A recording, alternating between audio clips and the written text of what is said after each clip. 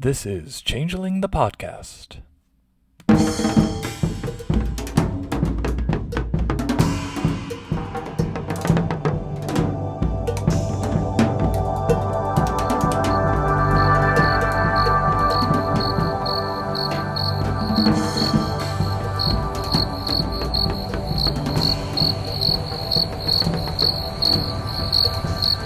Welcome to Changeling the podcast. Come for the glamour, stay for the vibes. I'm your host Josh, and with us is your other host Puka. Say hi, Puka.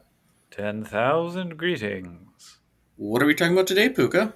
We are opening up, at long last, the final book of Changeling the Dreaming, or at least the final canonical one that we have gotten thus far. The Player's Guide for the 20th Anniversary Edition. Wasn't there like some weird quibble and there was like maybe the storyteller's dream or something? Yes. The screen, so the screen came out after, but as we just discussed before pressing record, this book was updated at some point after it was released, so that may have come after the screen. Yep. I'm not entirely sure what the difference in updates is, or which versions I have, so this is going to be fun. Well, we're not going to get there tonight, but one thing at least is that Infusion no longer has an attribute associated with it that was copy-pasted from 2nd edition. Mm-hmm. So there's that. Yeah. So should we dive into this? Let's flip some pages virtually. Yeah. This was written by a lot of people. I think you can tell. But a lot of familiar people, which is nice. Yeah. Like, I mean, seeing Krister Mikkel's name, I'm like, oh, hey, it's Krister. Mm-hmm. Oh, this book's dedicated to you. Me? Yes, you. This is like when I won Times Person of the Year back in 2000, whatever. Yeah. It is, I mean, it's sweet though. Like, it's heartening to see all of these folks who have clearly supported and believed in each other coming together one more time for this, because this was not part of the Kickstarter. This was, I can't even remember exactly how this book came to be, but, you know, after all of the stretch goals had been completed and everything, suddenly Player's Guide was in production. It's like, oh, okay. So I don't know if they just pushed and said, like, we really need to have one more book before the rights are clawed back out of our fingers.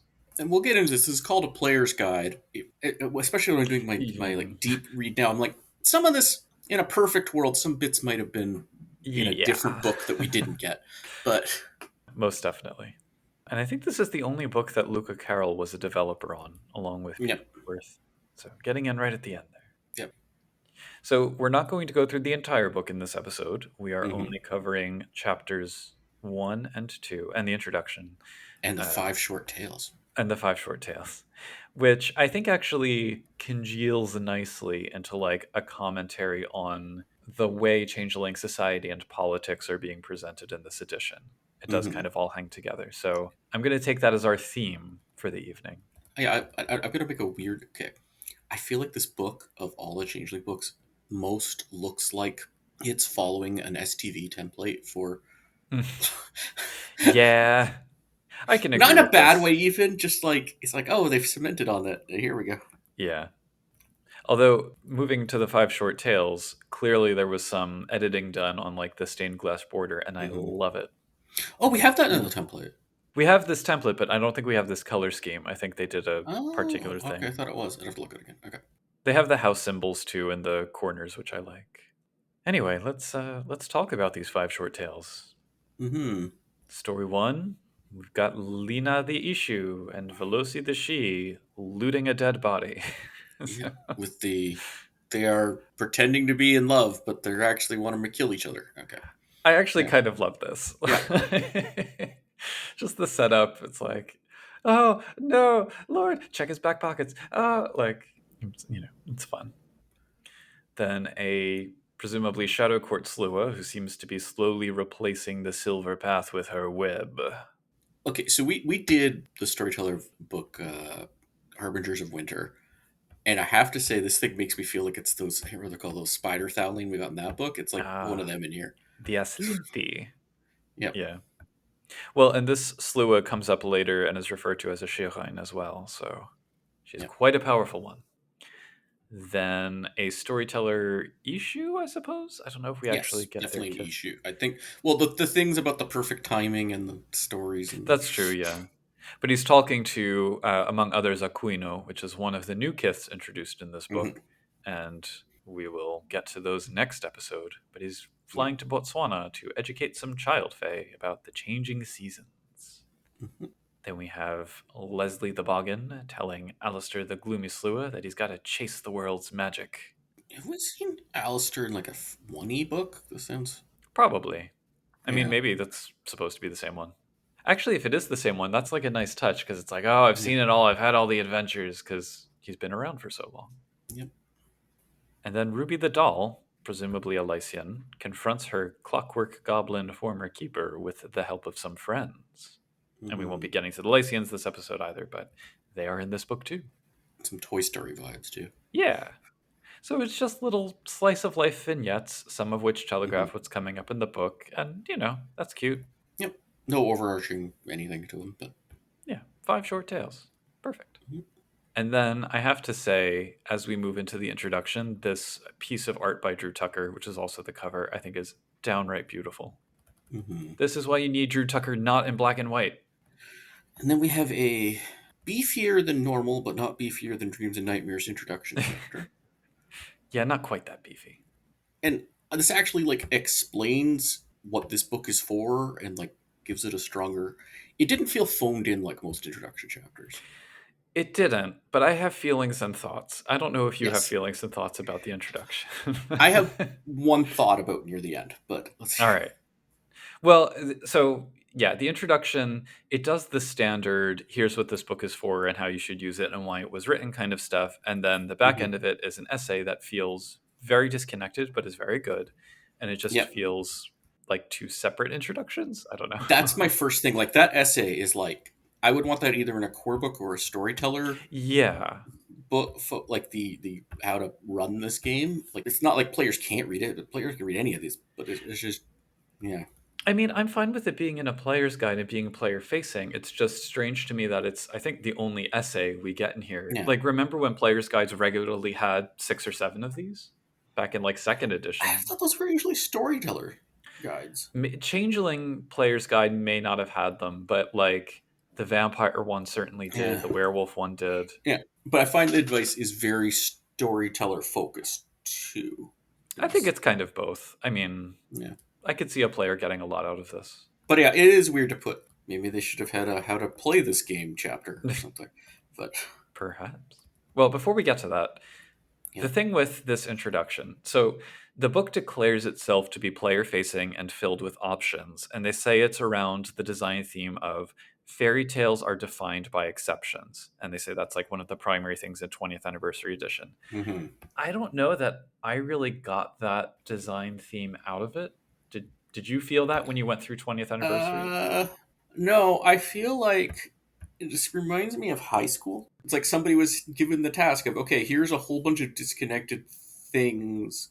Because it is kind of like this is the stuff that was not Kithbook Boggins, Hmm. was not in the core book, and was not the Book of Freeholds, but grab bag book, right? Yeah. Like and then they decided to call it Player's Guide, and I think that makes sense of the types of books that you get for Changeling and White Wolf things. I guess Player's Guide fits better than any other category. And then you have to come up with like a through line.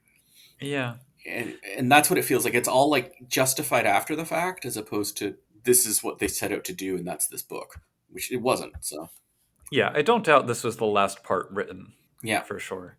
It just felt a little bit patronizing to me. Like there's all this talk, especially in the section that's the power of choice that this is Yeah. appearing in. I've never felt like the rules have gotten in the way of cosmetics. Like, these sort of things like, Oh no, I like that. That this may be you don't need it, but that means doesn't mean somebody doesn't need it kind of advice. well, maybe I've just been fortunate then Yeah, because I've never felt like it was ever an issue. But yeah. No, I've definitely encountered people who do. So okay, I think well, fair this enough. is good to say. And I've seen the argument, like we've had the stuff online talk, but also like in actual changeling, is like, can I do this? It doesn't say I can, and some storytellers saying no, and like things like that.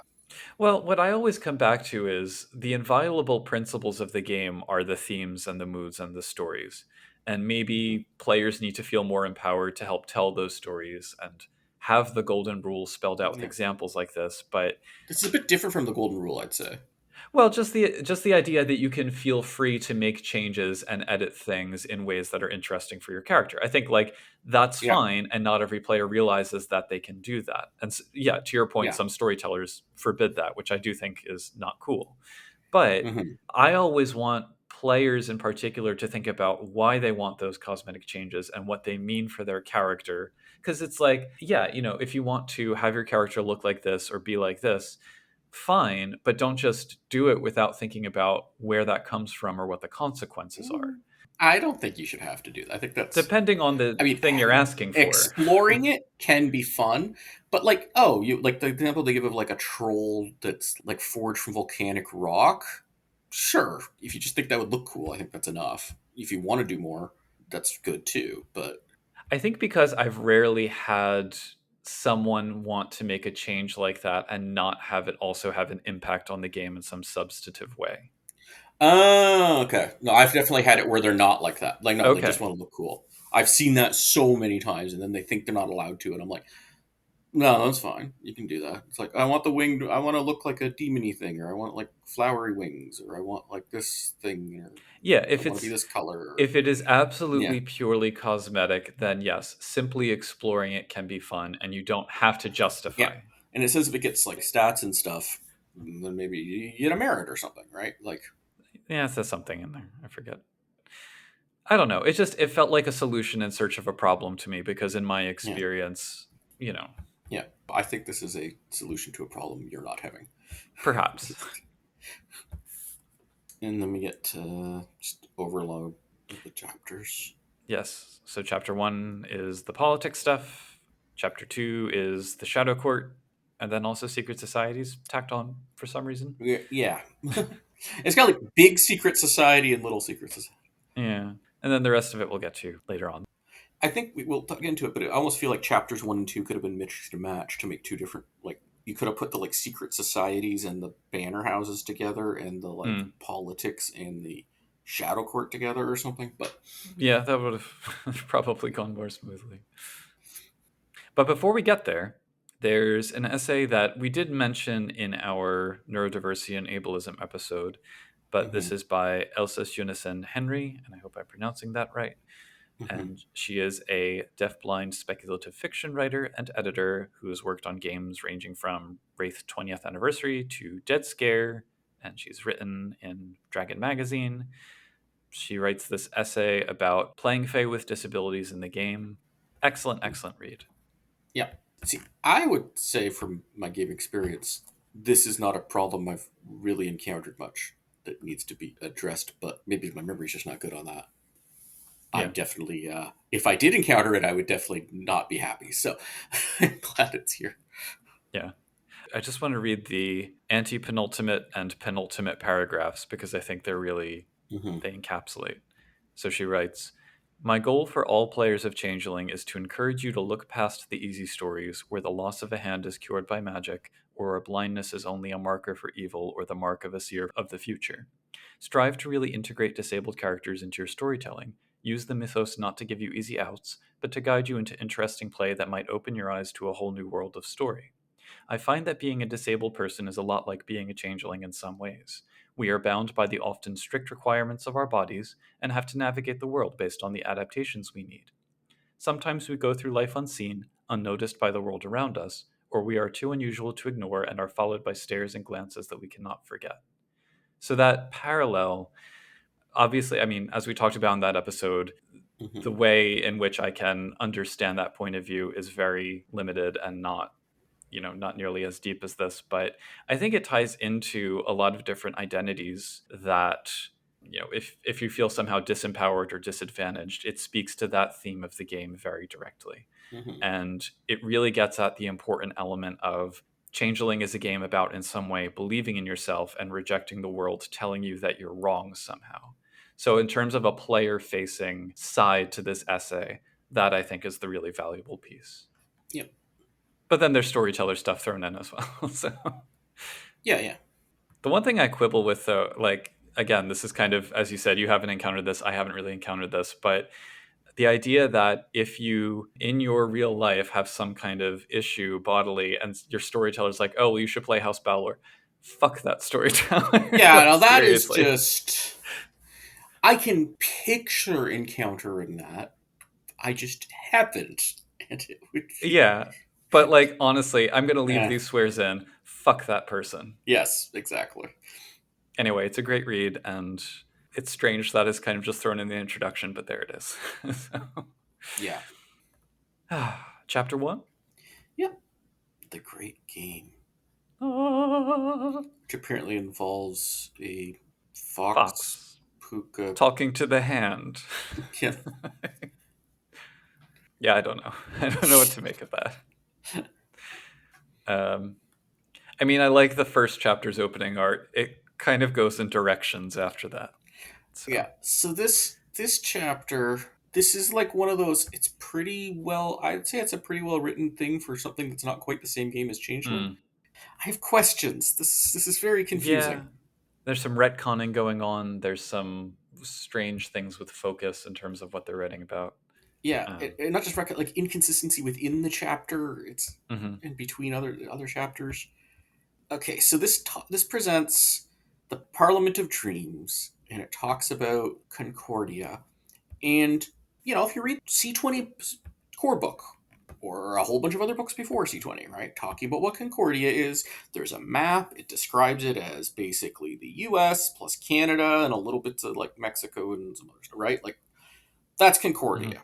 This chapter says maybe Concordia is the entire world or the Western world or something, but also doesn't say that explicitly. And Well, it explicitly says that it's been around as a concept for centuries as well. So, okay, but like it was also said it was founded by David. yeah. I mean, Uh, the Treaty of Concord that ended the Accordance War, yeah, whence the name Concordia. and who established the Parliament of Dreams, which this all gets into. Yeah. But what does the Parliament of Dream cover?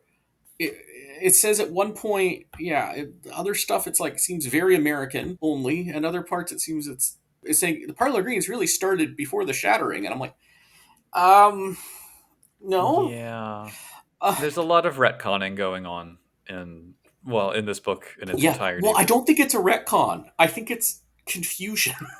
And Hmm. it's not consistent with itself and with other parts in the chapter, so I don't even think it counts as a retcon. I think it's just That could be a function of having 14 authors, but yeah, but no one caught this or dealt with it. you know.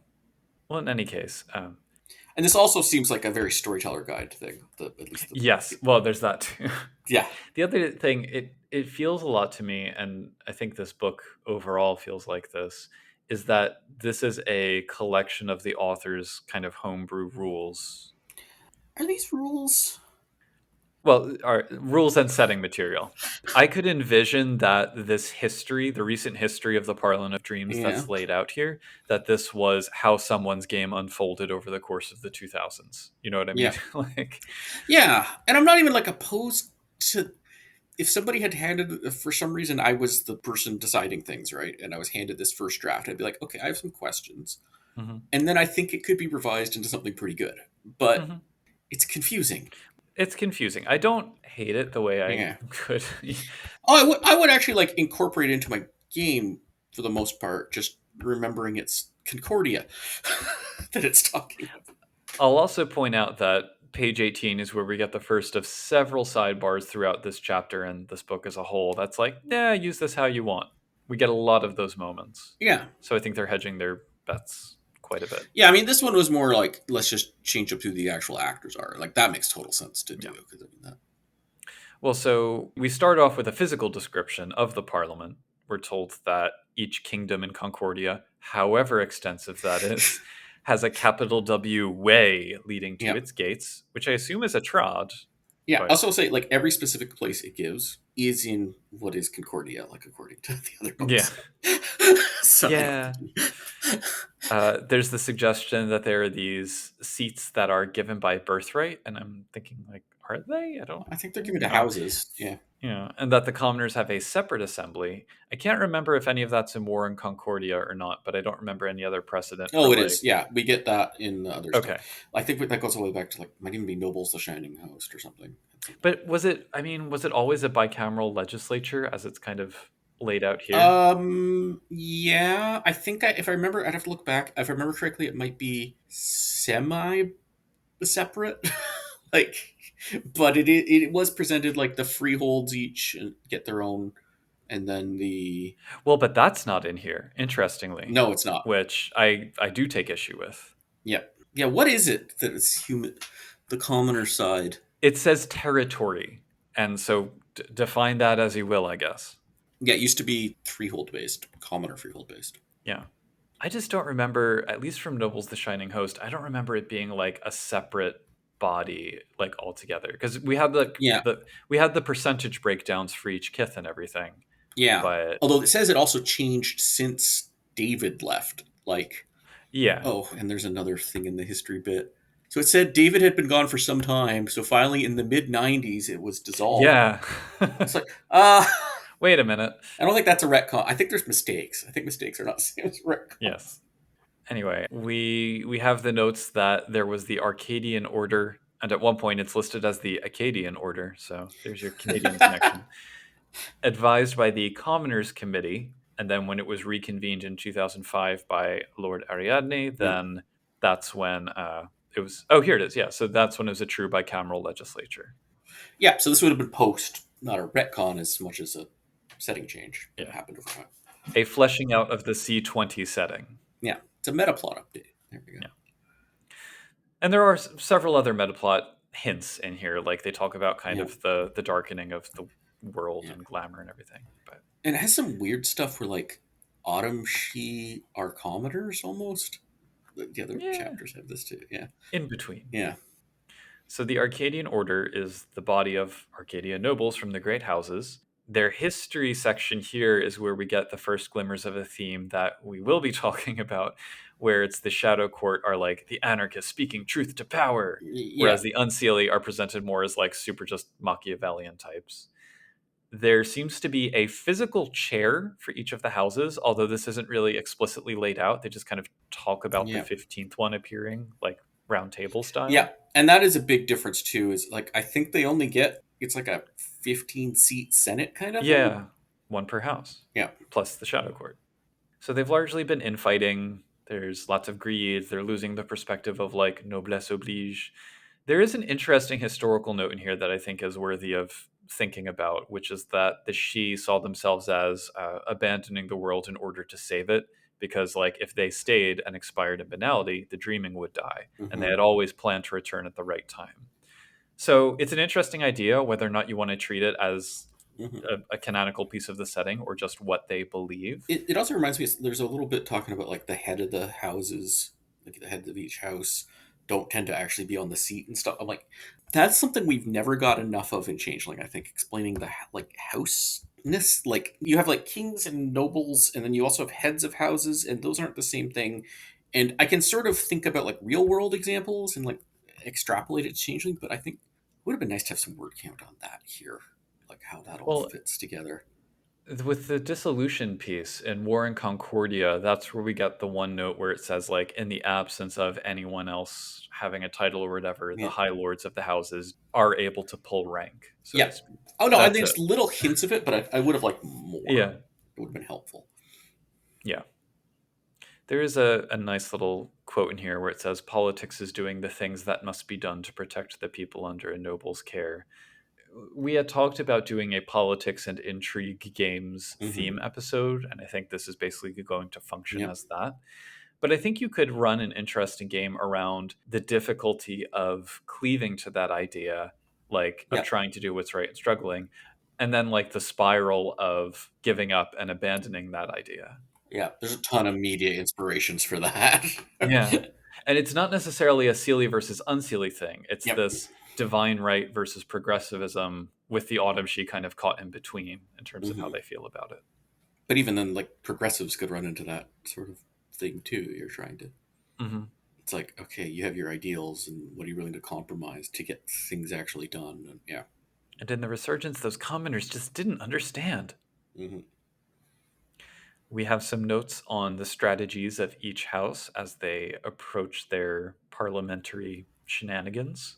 hmm The Seelie are trying to keep their old traditions alive while also adapting to the times and fighting injustice. Fighting injustice, it's interesting because they all seem to be committed to fighting injustice and believing that the rest of the Fae are not. Yeah, So well, that is definitely politics in my I guess experience. so, yeah. House Beaumain reports in from time to time on Thaline doings. Dougal has come into their own as coalition builders, which I actually really like. I think that's a good role for them. Eiluned are playing the long game to some unknown end. Fiona remind the nobles what they fight to protect. Gwydion is probably unwisely doubling down on their reputation as the man. Liam prefers debate with commoners, and Skaha chooses their battles carefully, or Hmm. so we are told. Meanwhile, the Unseelie critique the Seelie and their systems while recognizing the necessity of both sides to exist. Aeson cultivates an air of mystery. Elil has their claws in everything. Balor rules through fear and challenges others to respect them. Darren hosts all the events. Danon likes being a spoiler in the debates and whatnot. Leonin focuses on mortals and science, because why not? And Verich are experts in secrets. Hmm. Although I'm not entirely convinced of that. I'm like, why are they the secret experts and not Islandnet? But Hmm. eh, They're the unseelie secret experts. I guess so, yeah. And then the Shadow Court in the 15th chair, the youngsters that are representative of the court understand that the ones pulling the strings are like trying to manipulate them through their access to the parliament, but Hmm. they're still using that opportunity to express themselves as best as they can. Comments on that to follow. Yep. So that's the noble side. And then we go, it's not actually across the hall, it's like a building connected by a bridge at Taranar or something. That's the separate Hmm. room. But it's the House of Concordia, successor to the Commoners Committee. Yep. I don't love the idea of them being called Concordians in No. like whenever it was. Yeah, it's confusing. The House of the U.S., like the House of Canada. That's not what. You know, reading it again, so it says, having well taken care of themselves for centuries, the commoners, now called Concordians, were incensed by the mere suggestion of going back under the thumb Yeah. of those who had abandoned them. So what, is Concordia now not under? It just said earlier in the chapter, like David was High King of Concordia, but now Concordia means commoners. I don't know. It's unclear to me whether Concordians are specifically those who have submitted to the Treaty of Concord. I don't know. Anyway, they formed during the interregnum to keep things together and were rightly Hmm. annoyed that the Shi just kind of rolled back in to take over. Yeah. There's a note here about the voice of Concordia in the early 1990s, which is another new thing here, sort of an envoy to the noble side. Nowadays, though, the commoners send representatives that are elected during election seasons. Yeah. That's a very American thing that got me also confused if it's supposed to be. I mean, I'm sure there's some other country that has election seasons, but I don't know of any besides the U.S. I can tell you an experience I had. I don't know if it's still like Yeah. this, but when I studied in Germany, I was there for the election and there were set dates. And I think it was a 6 week period leading up to the election. And like at the start, all the posters went up. And the day after the election, all the Yeah. posters went Oh, down. oh yeah, that's how it works. That's how it works here, basically. Though I mean, Yeah. maybe not quite as, but It like, was beautiful though. but no, yeah. So- Germany still has the okay. They think it's going to be September of next year, but it might not be. well, Like, presumably the Fae just ride that wave. yeah, But but there's a huge difference when you don't know until the election's called what if there's going to be one for sure. But if we accept that Concordia is limited to the US and potentially Canada, that Yeah, at least narrows the options down. yeah. Alaska plus Canada is Northern Ice. Yeah. It does make me wonder then, like, what the Kingdom of the Northern Ice does when all the rest of the kingdoms are like gearing up to send their representatives, and they're like, it's not our year. But Yeah, except for Alaska. in any case, the methods, though, the elections of the commoners can be held through direct democracy by nominating a single speaker through the luck of the Wait, dreaming. how does direct democracy work? Does like the entire area show up to the parliament? You know what? It's an excellent question. And I can't tell you because it is not specified here. It's not specified Yeah, how many representatives are sent. It's not specified how yeah. wide of a territory. And there's no sortition. I should have mentioned sortition as something Ooh, significant. well, there's kind of the sortition, but you don't want it at the end. Yeah. So, um, And of course, the example given is, I think, from Pete Woodworth's game. But like, I always kind of liked the every freehold gets a voice. Yep. And I think you could have very easily said every freehold chooses a commoner who gets a voice. Yeah. That would have been Or fun. every common or freehold gets a voice. I mean, I don't know. There are different options, and Hmm. again, the book wants you to kind of make it your own. So, meh. Yeah. But they should have called it the House of Commons too. Like that's the House of Concord, just House of Commons. That's used in multiple countries, and Well, that would have been too on the nose, probably. yes, okay. So, House of Commoners. Yeah. it raises the possibility of like electioneering and everything being Hmm. represented in a changeling game, but don't do that to yourself. I think there are vastly more interesting political angles to explore in a game than like actually trying to determine the outcome of an election. Oh But well, that's I me. think in a LARP you could have if you're doing you could have like All right. multiple player characters trying to convince the other player characters to Fair. get the vote. But remember, I live in the US. And it gets tiresome. Oh yeah, no. If So you do the 6 weeks before rule, that's there you go. So the House of Concordia is primarily focused on protecting and helping their people, both physically hmm and philosophically, or dreamingly protecting them from nobles. They inspire rebellion and independence, apparently, putting them in line again with the Shadow Court and the Unseelie and the Seelie all at once. It makes me think about like the different definitions of what politics is. Is it like politics is the art of the possible is like one of the famous quotes. I've always liked it as determining the distribution of resources, not necessarily like physical ones, but social ones and cultural ones, like all of that, and just controlling who gets what. But I always think of it as convincing other people. to vote for you. Well, just convincing other people on things. To me, that's politics. Yeah, but ultimately convincing them about how things should be organized and distributed in a lot of cases. Yeah, I think it's more than that, but Yeah, we can make a flow chart yeah, and figure things out. Naturally, we have to have parties. So yep, the Concordian parties, and this would only apply to the House of Concordia because the nobles it's just one seat per house. yeah. But we have the Stained Glass Hearts who rescue freeholds, the Eternal Harvest who maintains histories of the nobility's cruel excesses, hmm the Winter's Edge, who stage protests, the Mothers of Woe, who are Lady Fae who defend the weak, the New Dream, which pairs legislation with radical action, and then a series of tubes as the voice of the future, which is the best one. hmm They need things like colors and heraldry for each of these. That would be nice. I don't know. I mean, I'm a fan of like political modeling games as much as the next Hmm. person, but it's hard for me to get inspired about this or feel like it's I don't know. I think I might have to like play in a well-run game of this to be convinced. Yeah, I could. Yeah, I feel like it's they could have made it more fun. The way they described this, and this isn't just this book. It's been like a thread throughout it. It feels more like student council-y than Yeah. Yeah, that's exactly it. It's Model UN, like debate like club. it's like it doesn't feel like anybody in the parliament takes it that most people in the parliament don't take it that seriously, and then like trying to get things done is more about trying to convince the others in the parliament to like care, and that's not what should be in a parliament making everyone upset. Like that's not how parliaments do it. It's other things that people get upset about. The But picture on page 28 isn't making me feel any better about that too. no, It's like a bog and going, "Here's my proposal." yeah, and there's just a bunch of people sitting around a weird. Looks almost like what I've seen like for like French Revolutionary legislature. It's that vest. Yeah, but no, the circle aspect of it. Yeah, Yeah, okay. I think that's parliamentary enough. yeah, and they could like. Do they ever talk about like the speaker? This also leaves out if you wanted to like describe the parliament, it's still missing lots of things. There, you're in the legislature. Okay, what does it look like?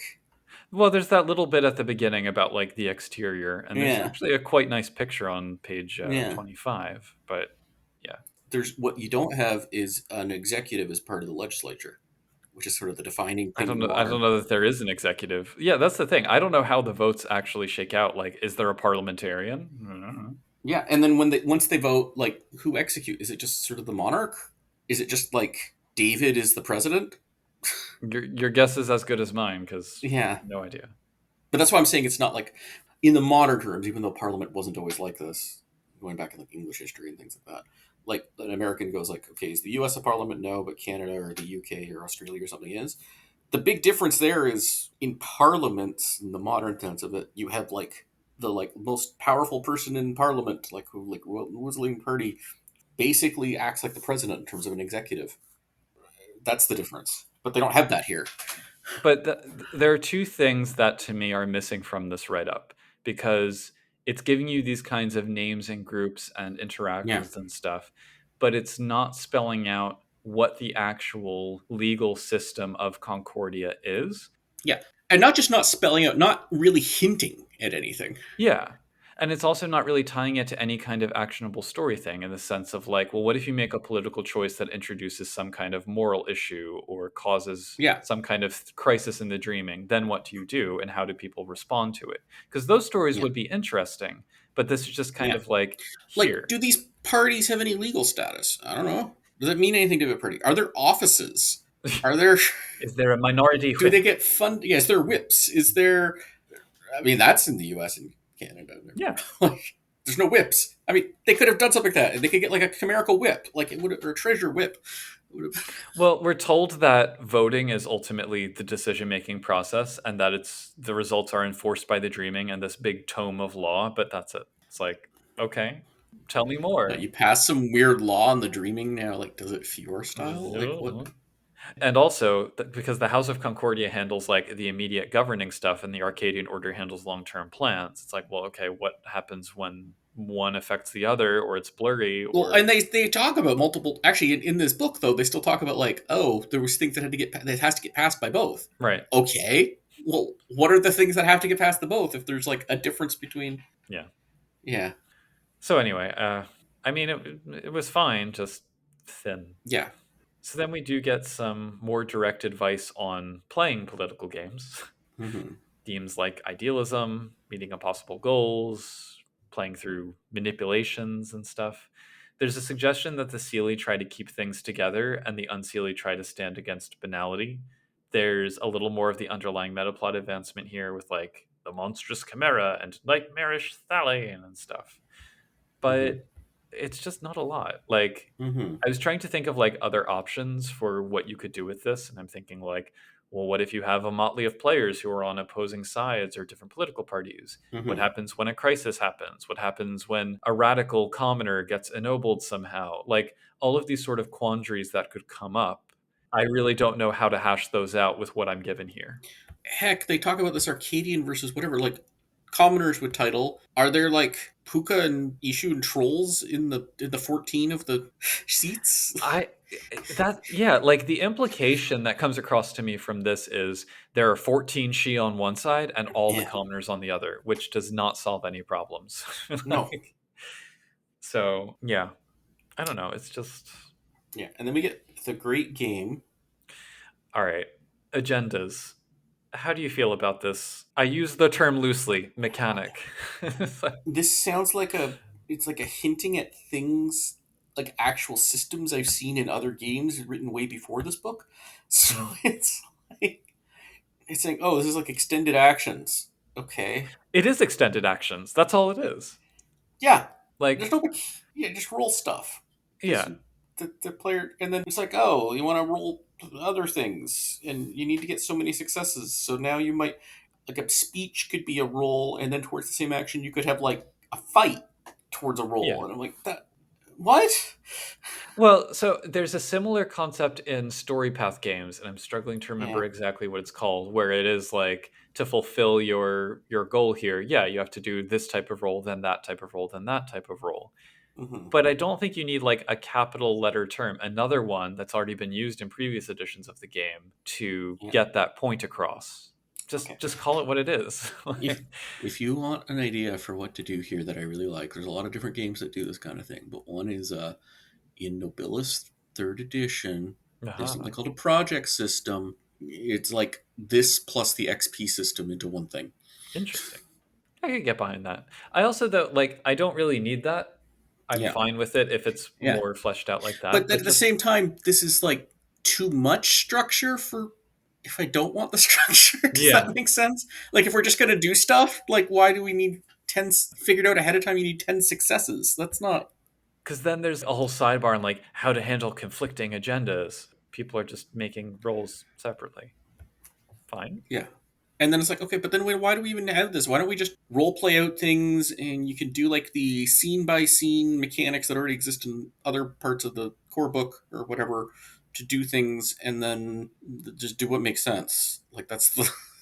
Yeah. Or you could have a system. This is like halfway or partway in between, and it's not. I also strongly disagree with the note that characters who have charisma or manipulation 4 or higher and or law or politics 3 or higher will automatically need fewer successes. I'm like, no, they have a bunch of dots. That's their Yes, advantage. they should be able to roll that to get more successes. Yes. Yeah. We also have a note they can only advance one agenda at a time. And I'm like, any political fae who's No, only yeah, that's pursuing one thing at a time is not going to last yeah, long. no. So, Especially when you want like a fun political story, you need like your Xanatos gamuts and your. right. Oh, you thought that was my plan. It was actually by thinking you've defeated me, you've helped me. What happens if you do a single action that does advance more than one thing? Like that's possible. So, Yeah, I don't know. I did not care for that. yeah. And then we got into magic and politics. This one I didn't mind as That was much. fun. Yeah. This makes I liked sense. Yeah, that. It reminds me a little bit. There's a note in Vampire that it's like if you use disciplines in Elysium, you get dragged, yeah, and I liked that. This yeah. kind of reminds me of that. Yeah, but it's like you can use cantrips as long as you're obviously using cantrips to be like basically bombastic. Like you want to cause a storm during your speech, or like Hmm. literally make a fiery speech, or summon up weird illusions to like tell your story of the thing that you're like. That's all amazing, but Yeah. don't use sovereign on someone to vote, change their vote. Don't let anyone catch you. At least. Yeah, it's bad to do. It'd be against the rules to do that. Yeah.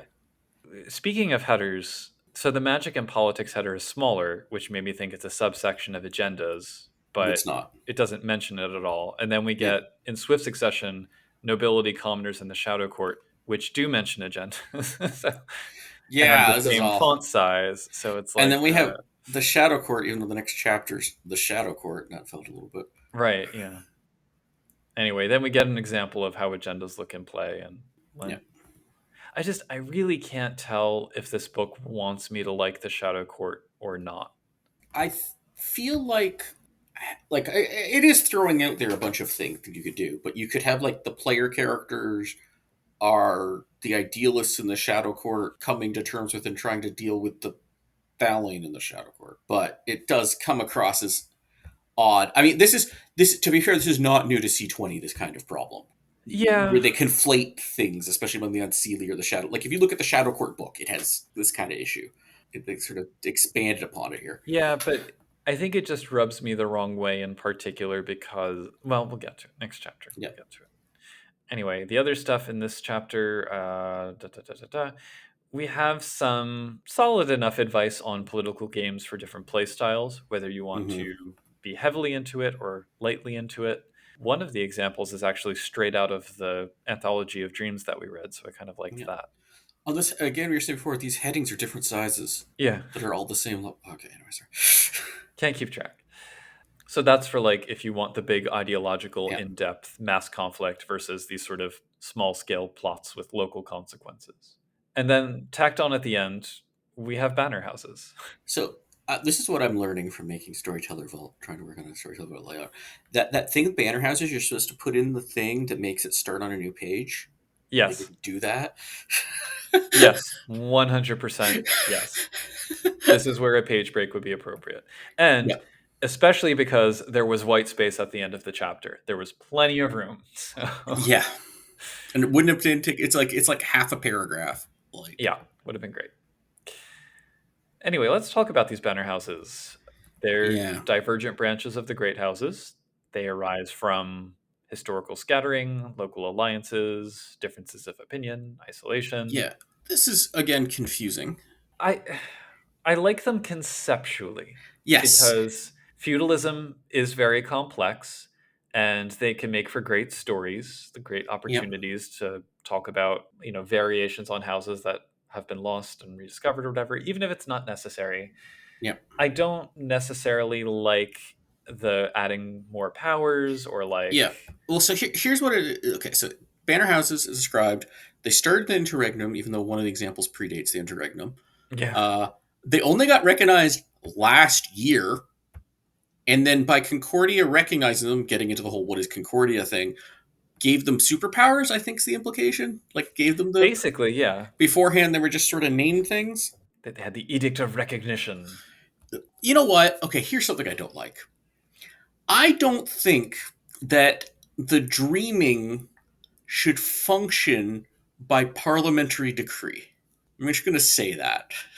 At least not outside Concordia, if nothing else. No, and especially not things that. There's a whole bunch of examples in this book of like, and then they passed this law, and then it happened, and I'm like, but why? Why would that change the meta? Yeah. And then it raises the question, are mortals all going to start dreaming about banner houses now? Yeah, and it's actually alluding to like cadet houses, basically, the yeah. real world term, right? Hmm. But the way the noble structure works in Changeling is so divorced from real world nobility that it's very confusing how that's supposed to all fit together. Yeah. Yeah, and I know that there's By Banner Bound on the Storyteller's Vault by Logan Hmm. Rollins, who was certainly involved behind the scenes, even though he didn't write on this. So I assume he maybe had some insights into Yeah, where this might have been expanded to. But yeah, as it's presented here, it raises a lot of questions that don't really get answered. yeah. So some of the answers could make me like this, and some of them could make me not like it. Yes. Oh, is this also the thing? It says some you have to have the title background to be in a house officially, but other parts of the thing talk about like she of the house that don't have the title back.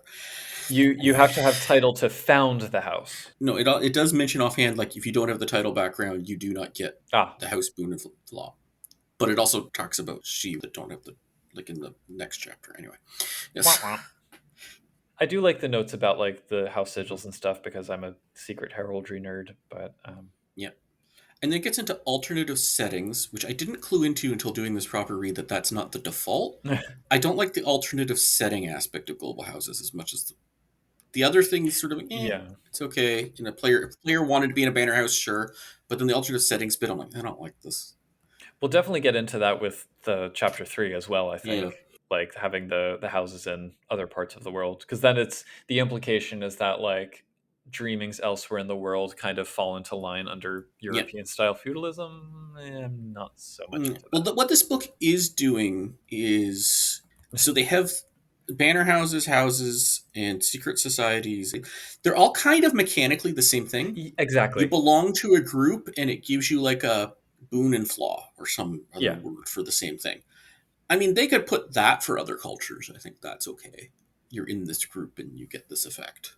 But I think that's pretty, maybe not completely universal, but I think that apply to a lot of disparate cultures.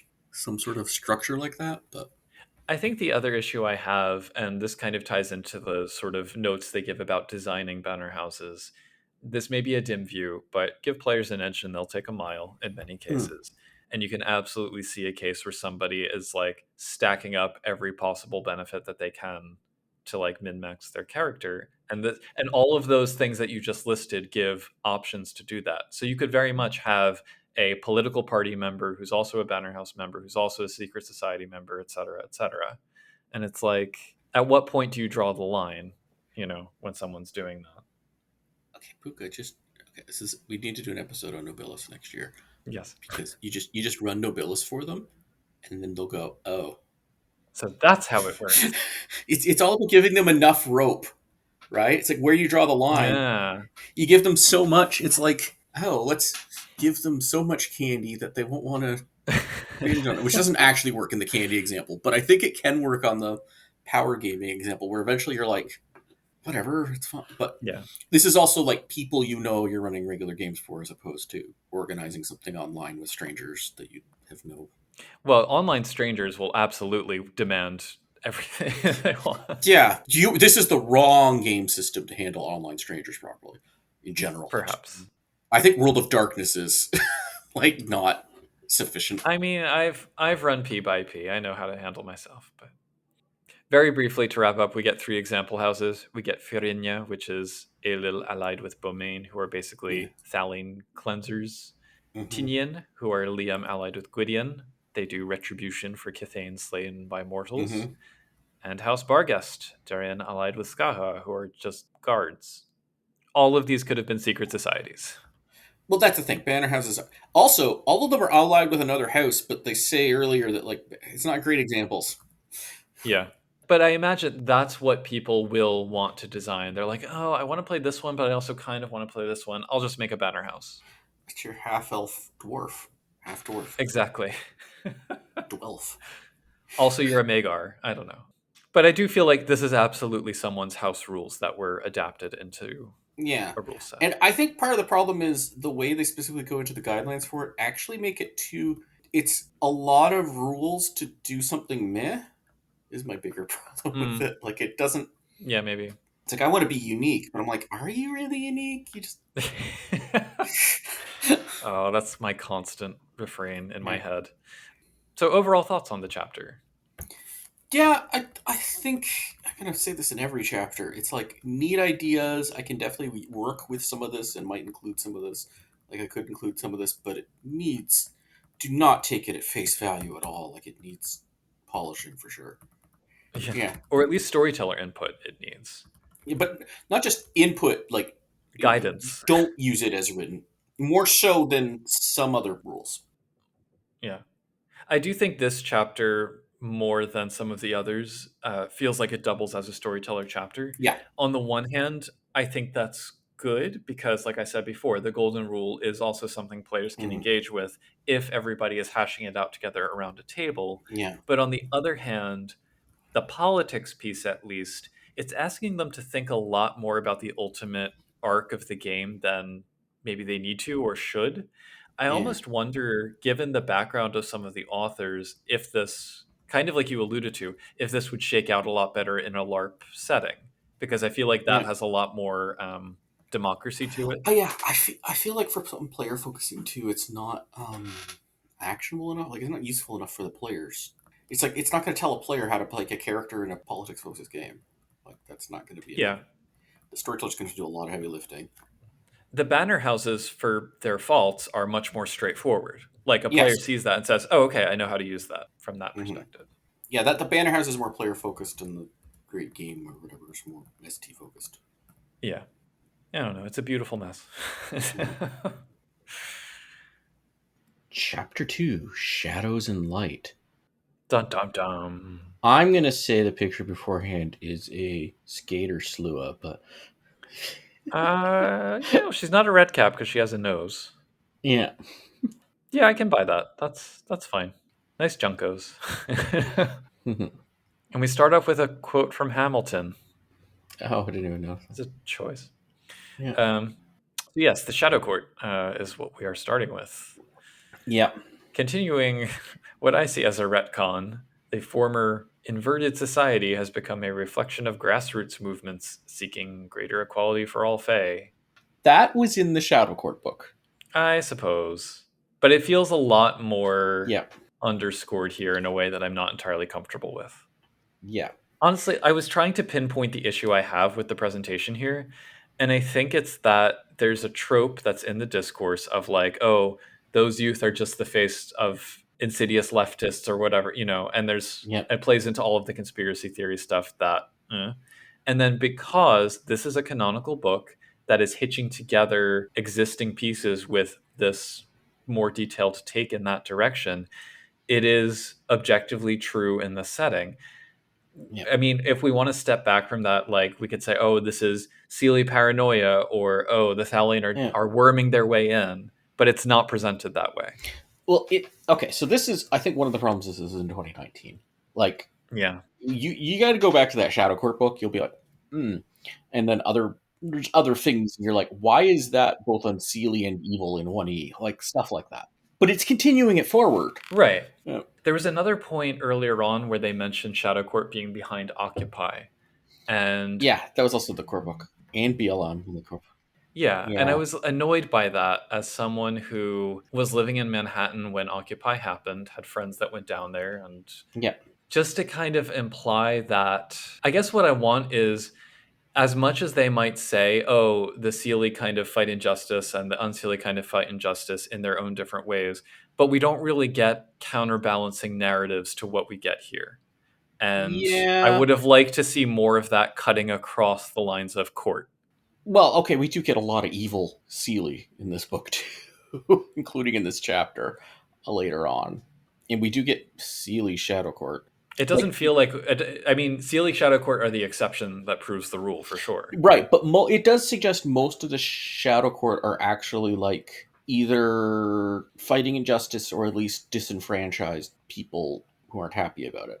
And then there's like a secret conspiracy within that, and then there's a secret conspiracy in within that kind of thing. Right, run by literal monsters. Yes, but not. I mean, all these are literal. There's also Kithain literal monsters, Literal but nightmares then. yeah, Yeah, I don't know. It just doesn't sit right it's a to me. mess. It's a It's a mess. mess, and it's mixing things in a way that's not carefully done. That I think could have been done better, and might have been okay if it was done well, but it's not. It's just confusing and Yeah. strange things, and And it cuts out a lot of what made the old Shadow Court interesting to me too. Like the idea that in a weird way, they're more traditionalists than a lot of the Seelie because they're yeah. like, we want to go back to switching off halves of the I mean, they year. And still mention that offhand, but they're not really focusing on it here. right. Well, there's no chapter on festivals, so Yeah, though there is on Samhain at least. there's a section on Samhain. There is not an Yeah. entire chapter on No, it, no, nor a chapter on the other festivals. no. So You're right, I'm but salty. it's. I don't think they've retconned it. They've. They've minimized it. Yeah. Well, I think they focus differently. That's the thing. They are leaning hard into this is what the Shadow Court does on an everyday basis, which is fine, except that I kind of wish it didn't veer so closely to discourses that are really uncomfortable for me in Mhm. real life. I mean, there is. I mean, they could have done this as like there are groups that are fighting injustice, and then you talk to someone, you're like, "Oh, you're literally advocating genocide. What are you doing?" For example. Yes, I don't think that was the intention here. So it. No, I'm sure it wasn't. It Yeah. just, No, I mean that would have been better if they tried, but it's not. It's just why is this here? yeah, I don't know. It's both trying to present the Shadow Court new, but it's also making all these allusions to previous work on them without really explaining things like why are there Thalane in the Shadow Court? It says oh there was controversy about it within the Shadow Court getting the Thalane involved. Why? Have you changed that? Like what? Why is there? What was the controversy about? Like why was the choice to do it? Why was it sought? What was the goal?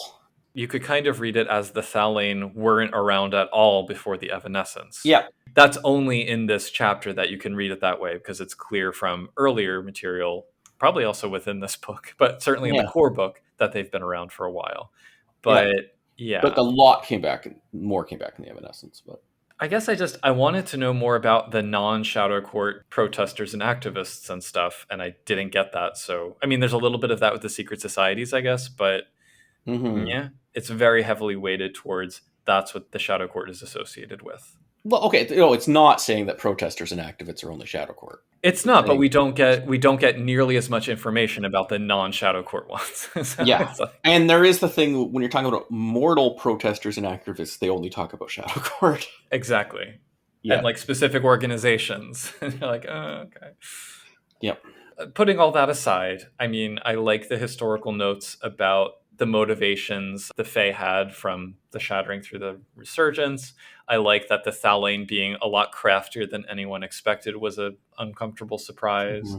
I like the narrative of Fae getting sucked into something more sinister than they intended, but it needed more Yeah. balance for me. Yeah, and now that I think about it, I'm even more annoyed that they didn't try to. They named this as an unintended point that's poorly handled because it wasn't intended, and I'm like, I'm just thinking of people I've known who were like part of Occupy back in the day, and then were supporting the convoy protests, or not protests, the convoy things. Like I've known multiple people like that, Ugh. but they're not making this a commentary on that intentionally.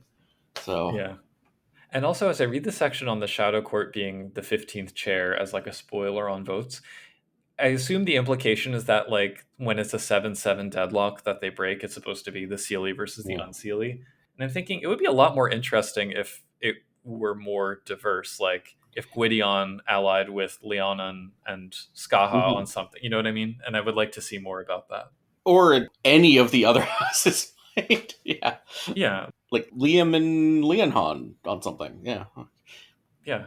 And also, that 15th chair must have appeared after 2005, right? Yeah. Because House Danon wasn't around before 1998, so there wouldn't have been a 7-7 deadlock.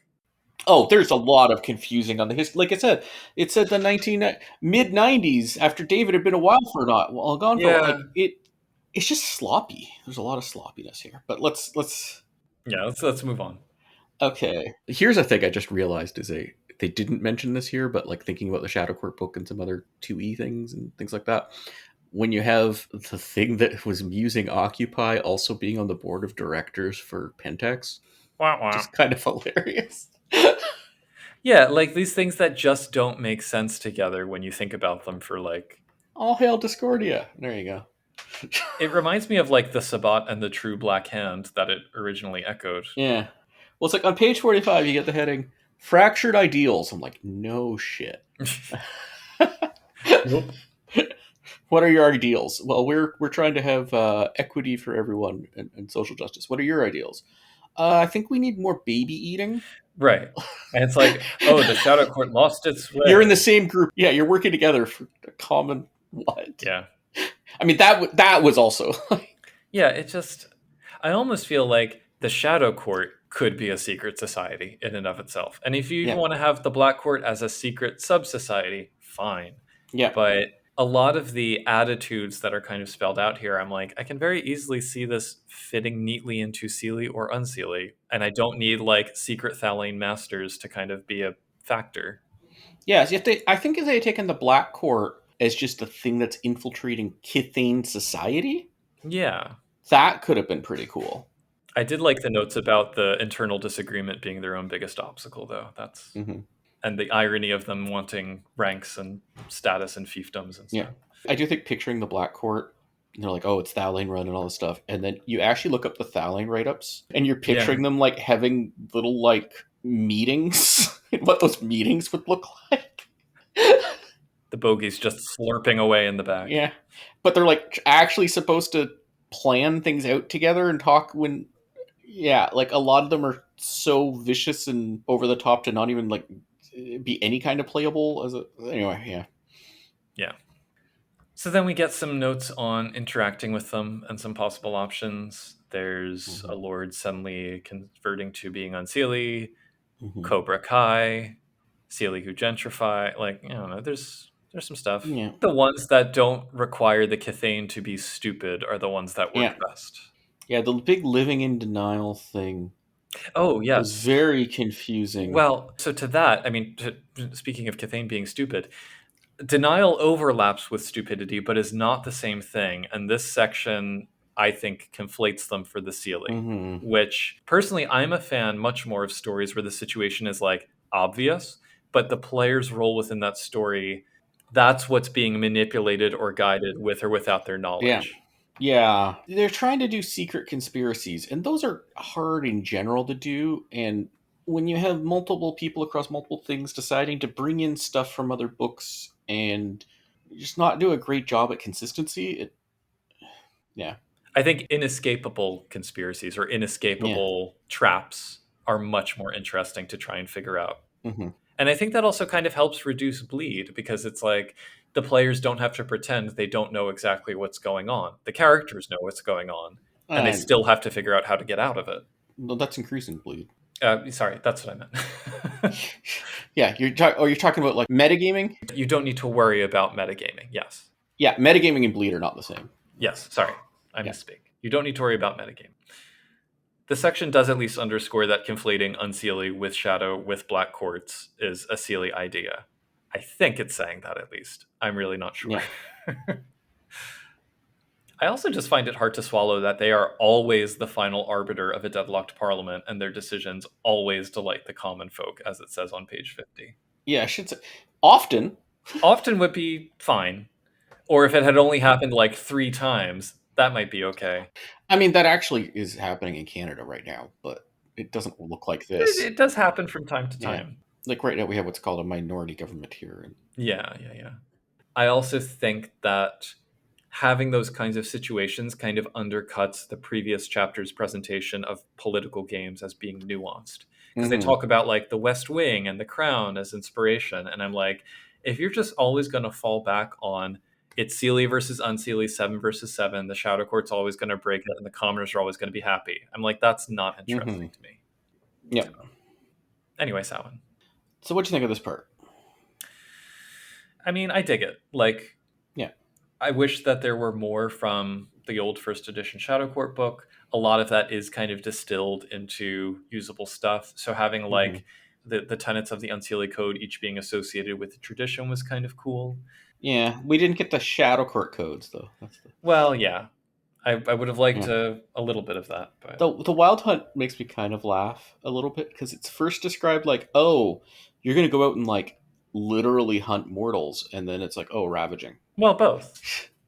Something for you is that the Wild Hunt section has an alternate cantrip, which is kind of cool. Mm-hmm. Although that's a weird thing where it's like an It alternate is. pseudo art. It's a pseudo art, I'd call it. Well, it's supposed to be alternate dictum, right? That's the But you get it automatically. yeah. Well, you get it if you're the hunter, and then I presume you lose it afterwards. Yeah. But yeah, I mean it's an unrestrained festivity, and Mm-hmm. it's where the Shadow Court inducts members, and I don't know. I think it's a reasonable. I would have liked to see more of the high ritual stuff. I think that's fun, Mm-hmm. resurrecting the dead and trying to access Arcadia through that and Yeah. whatnot. But meh. And then we get Dark Repute. Okay, one thing also with this chapter, like of joining the Shadow Court and all that, I feel like if you hadn't read the Shadow Court and some of the other books, you're just Mhm. reading this. This is all. Like, if you're one of those people who've only read C20, which I didn't Yeah, read, I recommend. I don't think it's sufficient to make any sense of it. Like it just come across as very strange and disjointed, and not explaining why anything. yeah, one It's hundred like, percent. what does Samhain have to do with this pseudo terrorist organization? Like, There's a very, very thin thread in that early on they talk about it as a time when Fae are like making mhm. changes in themselves. Like this is when they might change seeming or create title, form new Yeah. motleys. So if they tied more directly into that and said, "Oh, well, then of course this is when the Shadow Court wants to And induct," I think you and me can fill it in quite nicely because we've already read the other stuff explaining it right? more. But I feel like I'm starting to think maybe this wasn't really explaining. It needed more glue. Well, cutting out the ritualism, I think, does a lot of that damage. Mm-hmm. It's like, okay, they meet at this time of year to handle their business. Why?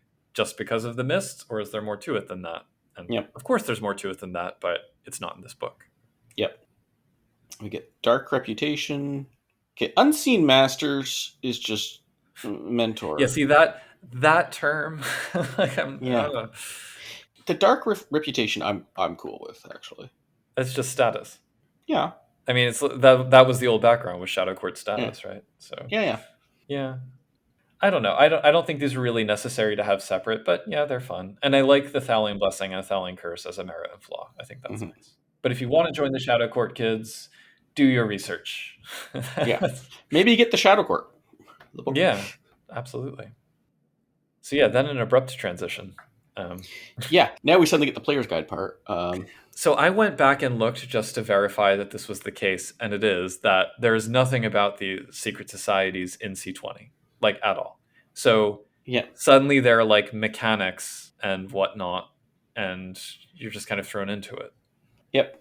Let's go through the secret societies. This is like interesting choices here. So they give secret societies, which are mechanically now like another house that you get to also have. Basically, yeah. Full disclosure, I like them. Yeah. First one's Gay Burning Man. I'm cool with that. And Absolutely. Led by the Prince of Glam. This is out of somebody's game because it comes up in like the dedication for the yeah, special things. So I'm cool with it. yeah, no, it's fun. Cat's Cradle we've seen before. Yep.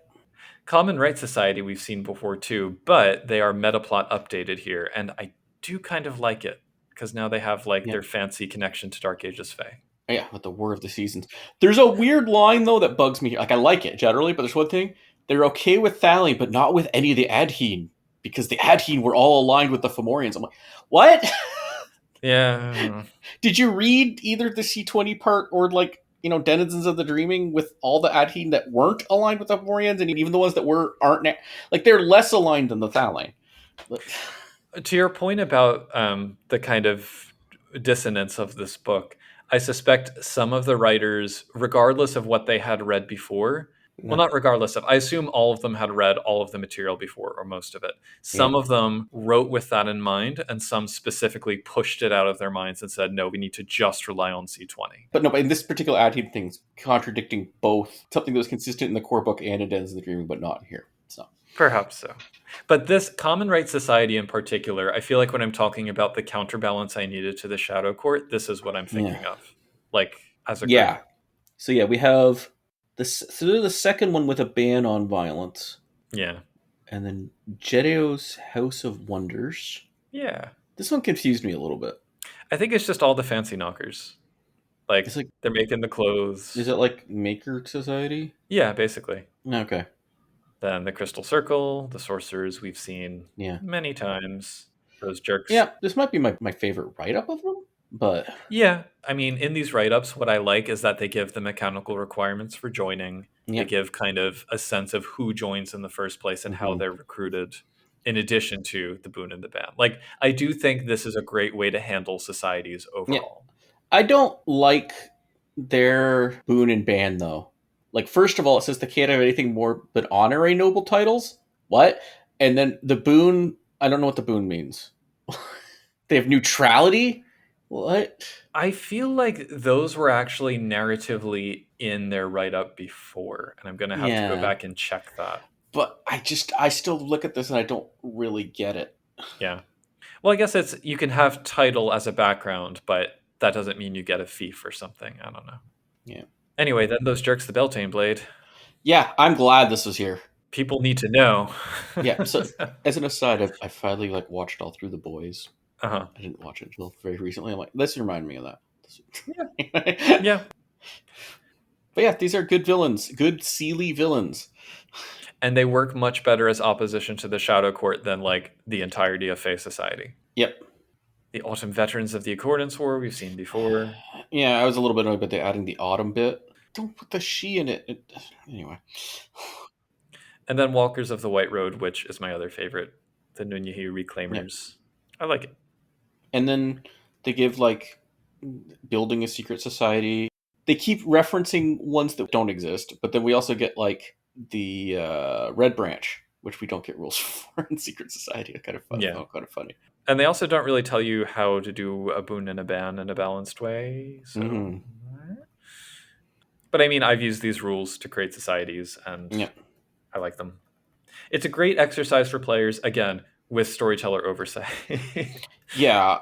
All of this that we've read, even more so than like the other C20 books, Yeah, feels half baked. Like it's got lots of good stuff and some mixing of things in a maybe not great way, but like don't use it as written necessarily. Do you want to really think through the implications of things before yeah, introducing it? You should introduce something based on it, but yeah. I don't know. I certainly liked this part of the chapter better than yeah, the first half.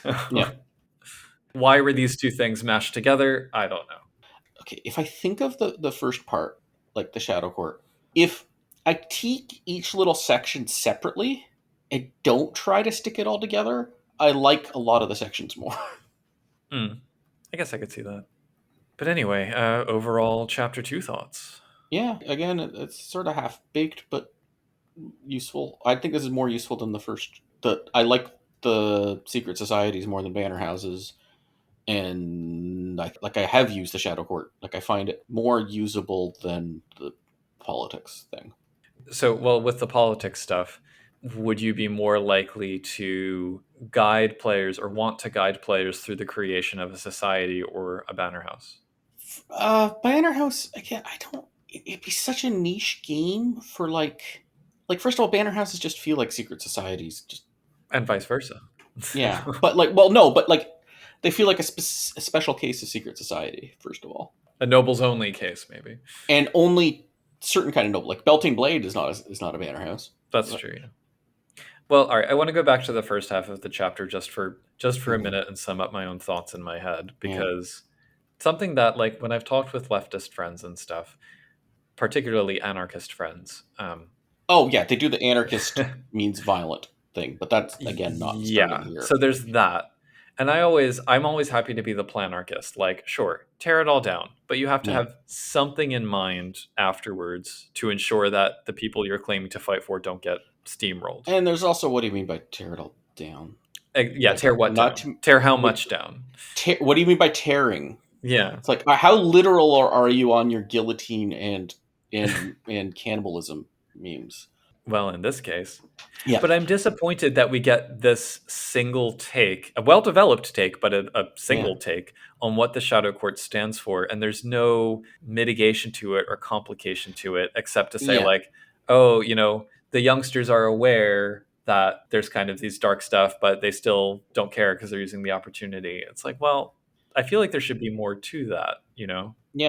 And then, like, it becomes this game within a game kind of thing. And this is where I think C20's approach, in particular, the kitchen sink, as well as updating the setting, kind of works against it because it Hmm. muddies the picture so much about what divides the Unseelie and the Shadow and the Black Courts and what they are. Yeah. So maybe that opens it up for a lot of story possibility, but like I have a hard time seeing, for example, how when people say they want to do like a Thalain redemption arc, the way this is presented, I have a much harder time seeing that. And I know you've Yeah. you've had Thalain in your game, so I don't know. They were not Thalian Redemption arc. I think you're trying to do Thalian Redemption. That makes me a little squicked. Well, Like, let the Thalian be the Thalian. you know what I mean, though. Like people often want to play Thalain who are good on the inside or like whatever, Yeah. and this makes it much harder. I think Yeah. if you're going to accept this.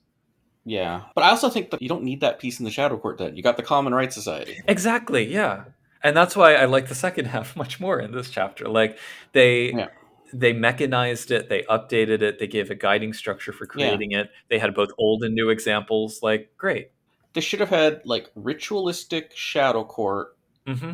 as a secret society, and then make it like a big long, like a good chunk of the chapter is this, and then there's some other secret societies with less. You could have a same amount of word count, and then you could have like the Black Court as a secret society. You could talk about how they're all those three groups are interacting with each other. I think that would have been better.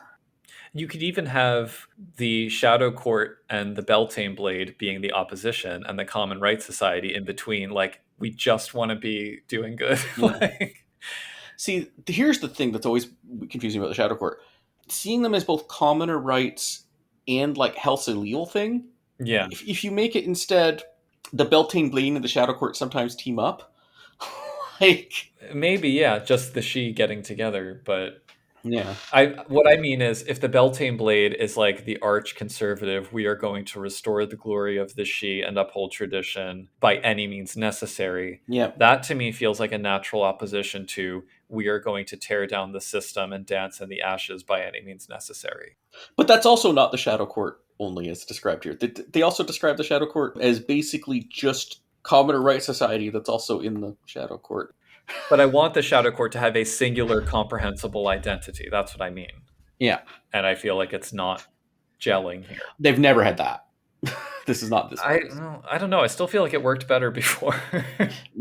I disagree. I think they did bring in the mortal side, but other than that, it's pretty similar to how it was presented before.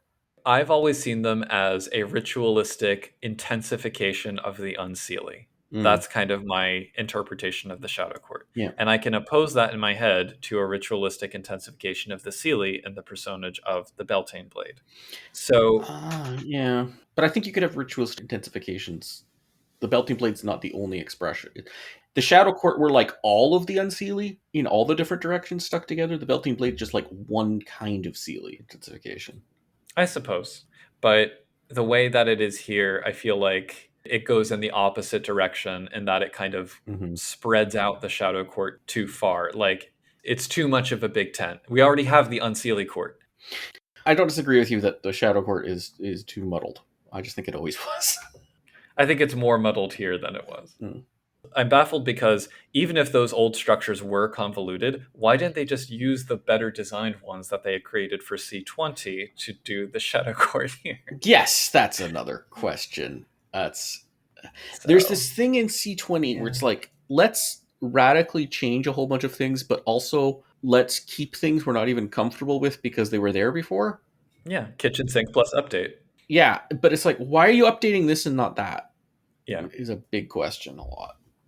Speaking of questions, we do have a question Yep. from the Discord. Mm-hmm. And this is directly relevant. Luna Andromeda Vebe asks, how powerful do you make the Shadow Court in your games? And how do you think that power is best used for a fun chronicle? I make them slippery, but not all powerful. Like, they have plans, they try to do things. It's not that hard to stop the thing they're doing, but actually like going through and eliminating the shadow court or pinning it down to anyone but like one individual or something is very hard. Like, I think of them like water, like they flow in, flow out. The metaphor I was going to use was a tornado. So it's interesting that's Yeah, natural. But in that sense of they're very disorganized until they come together for a moment and then they're incredibly destructive and hard to stop. yeah, You can often either get out of the way or if you really have a lot of force at your disposal, confront them head on, but they are not the all-pervasive threat that because they're I mean, and this chapter does to its credit spell this out. They get in their own way too much. yeah. I've tended to you when I do use them, not less like a tornado, it's more like there is one member of the shadow court who came in and did something and was having all his plans, or it might have been subtle, it might have been just oh, whatever, and it was scary. It may have been very effective, but like your player characters can definitely potentially stop it. But when they like catch the person, if they were trying to like root out what happened, that's not going to work too well. Like, Yeah. And a shadow court member, like a member of any other court or political group, mm-hmm, doesn't have to be on as a political mm-hmm. operative every hour of every day. Yeah, but when they're dealing with the political thing, it's like, Yeah. Tell me a shadow court story about them in love or them holding a yeah, job like you would with any other changeling. yeah. Well, oh, and another thing, like I'll do it is like, and I've seen it well, like in my first Changeling LARP is like 3 years into playing weekly, or is it monthly? I can't remember how often we played. You find out one of the player characters is Shadow Court and has been the whole time. Yeah, no, that's fantastic. We also have comments on the Discord about some differences of opinion about the banner houses, but I think we've kind of already gone through Yeah. that.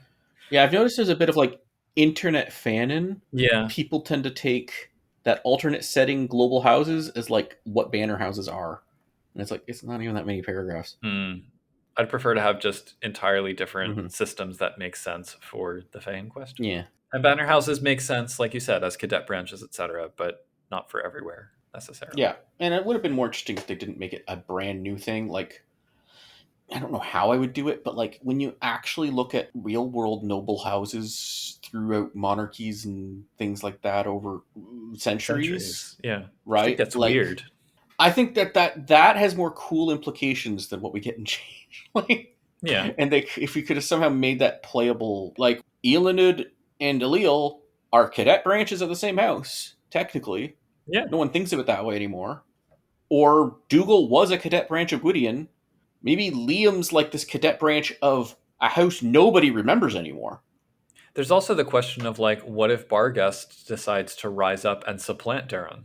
Mm-hmm. Get some vampire Yeah. style. And there's just like this huge thing of like, oh, there must be 14 houses. Like, why? There wasn't. There weren't before. Yeah. Have more houses, have less houses. Maybe the houses go like, Yeah. I don't know. Take them or leave them. I'm fine yeah. with them. Yeah. Yeah, that just gets me back to my biggest thing of like, what do you mean by Concordia? Anyway. Yeah. Anyway, that's chapters 1 and 2. So Yep. next time we'll be going around the world of dreams. Yeah, I'm glad we've split this up. I was like, It's a lot. reading the chapter was not that much. I mean, it would be a lot, but not nearly as much as talking about it. As talking about the book. I just kind of I like political games and I like intrigue in games more than like Yeah. combat or whatever. And I do feel a little bit let down by Mm-hmm. how few words were kind of devoted to actually playing. I guess it's not a storyteller book, I so think we got too many words for what we got. Yes, but we didn't get all the things that we could have used. Yeah. I.e. storyteller stuff, I guess. But Mm-hmm. that's a wrap, I suppose. Yeah. So then, So, you, Josh, if people want to talk more about politics, how can they do? yeah, they can do that on, okay, Changeling Politics. Yes, only changeling Discord, politics. discord.me/CTP. You can go to our Facebook page, Changeling the Podcast. We go to our Patreon, patreon.com/changeling. I just got a thing about Patreons changing, by the way, that's affecting everyone using Patreon. If you sign up, I think it's October maybe, at some point this fall, if you sign up for Patreon on iPhones, the Apple now will get 30% of your Patreon thing every year, every pay month or whatever. What the shit? Yeah, they're doing it to Patreon. Patreon's very God. upset. So you can sign up now. If you're already signed up, that's fine. But if you're listening to this a few months from now, maybe don't sign up with your iPhone or whatever through the Apple store. Like, do it through the Patreon website. I mean, I didn't even know you could do that. So. Yeah. But anyway, patreon.com for Changing the Podcast. You can send us a toot on Mastodon, changelingpod@dice.camp. You can email us podcast at changelingthepodcast.com. You can go to YouTube for Changeling the Podcast there, where it's still ticking up nicely in numbers and stuff. Yay. All Yep. of those links will be in our show notes. Once again, I'm Josh. I'm Grand High Chancellor Puka. And remember that thing you did on Samhain. Unless you actually can't. All hail Discordia. We drew up a possible Shadow Court motley inspired by the group's presentation in the Player's Guide to see how they'd shake out in a game. The members include Red Robin Hood, who eats the rich and then redistributes their wealth, Elbridge the Salamander Puka, who uses cantrips to mess with electoral districts, Vicky Leaks, a Slua not to be confused with the MIA album, who discovers all the dirty little secrets of the local movers and shakers, and Bill the Bogey, who compulsively eats hair clippings by the paper bagful. As you can see, their individual interests are completely aligned to a common purpose. We do encourage you to make the Shadow Court work however you need to in your game, just make sure they're fashion. Other darkly eldritch fashion things include our patrons, whose support we like to acknowledge at the end of each episode by shoutouts like so. Arcane Anarchist, Derek, Dorcadus, Elris, Yabul, Oreo, Raskaboos, Sandshaker, Sija, Terry Robinson, Tricerabeth, and Victor Torre. Thanks to you all. If you too would like to join that not-so-secret society, please visit www.patreon.com/changelingthepodcast. We also appreciate reviews on the podcast listening platform of your greatest convenience, and you're always welcome to drop us feedback via the social media channels in the notes to this episode. Much appreciation for your listening, get your banner house in order, and until you do, keep on dreaming.